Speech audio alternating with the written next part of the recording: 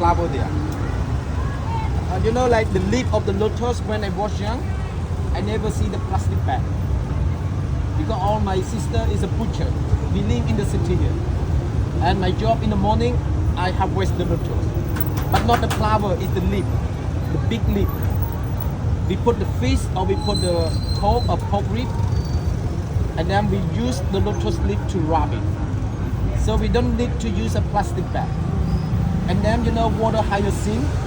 You might be see a lot in Vietnam in the canal or the river. We call water hyacinth. And then we cut the stem and then we tie it. The flower, the lotus flower for the offering of the Buddha. The leaf we can use to wrap the food. And the root, we can eat it. We can make it a salad or stir fry with the pig.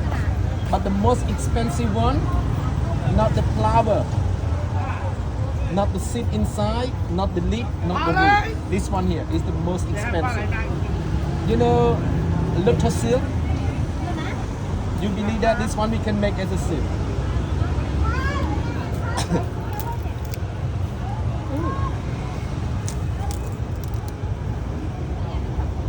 Yeah. All right. It should be like 1,000 of these to make one of the t-shirt.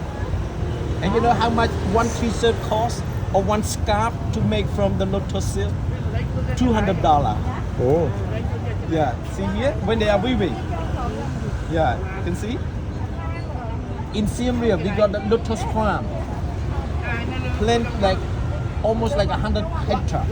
And